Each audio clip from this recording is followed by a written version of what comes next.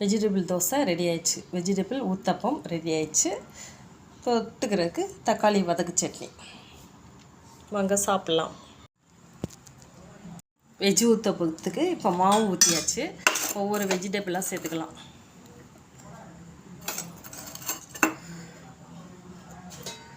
தக்காளி, carrot, beans சேர்த்துருக்கோம். தக்காளி, அடுத்து கருவேப்பிலை,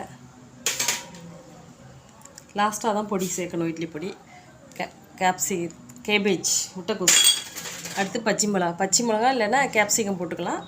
பச்சை மிளகா இருக்கிறனால பச்சை மிளகா கட் பண்ணியிருக்கோம்.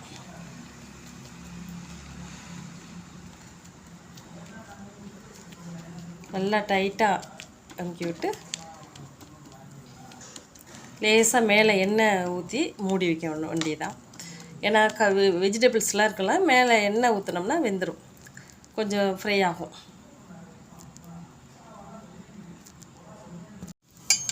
இப்போ ஊத்தப்பம் வெந்துருச்சு. அது மேலே எண்ணெய் ஊற்றிருக்கோம். மறுபடியும் காய் கொஞ்சம் ஃப்ரை ஆகிறதுக்காக லைட்டாக 2 ஸ்பூன் எண்ணெய் ஊற்றியாச்சு. இப்போ திருப்பி போட்டு எடுக்கும் போது பொடி போட்டுக்கலாம். இது ஆனியன் தோசை. ஆனியனும் தோசை வெந்துட்டுருக்கு. ஆனியனும் கொஞ்சம் கேரட்டு. ஆனியன் தோசை ஊற்றியாச்சு. ஆனியனும் கேரட்டும் போட்டு எண்ணெய் ஊற்றிடலாம். இந்த சூட்டில் எண்ணெயில் ஆனியன் ஃப்ரை ஆயிரும்.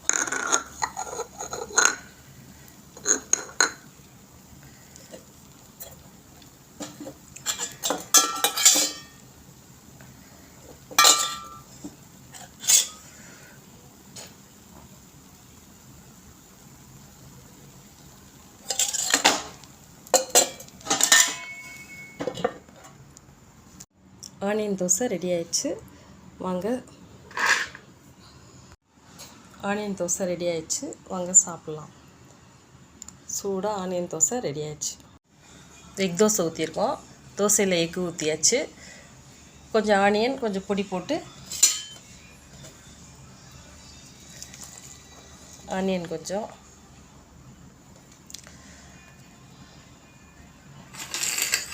கேரட், இப்படியாக கட் பண்ண கேரட்டு,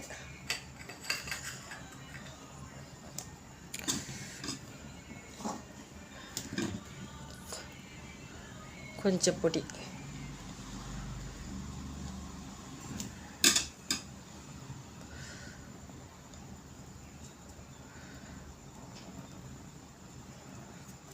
மூடி வச்சிடலாம். தோசை வெந்துருச்சு. திருப்பி போட்டு வேக வைக்கலாம். பொடி போட்ட எக் தோசை ரெடி ஆயிடுச்சு. பொடி தோசை, ஆனியன் போட்ட பொடி தோசை ரெடி ஆயிடுச்சு. நெய் பொடி தோசை. பொடி தோசை ரெடி ஆயிடுச்சு. ஒரு கையில் கேமரா எடுத்துகிட்டு ஒரு கையில் தோசை சுடுறதுனால கொஞ்சம் ரவுண்டாக சுட முடியல. Sorry friends. ஓகே, பாய்.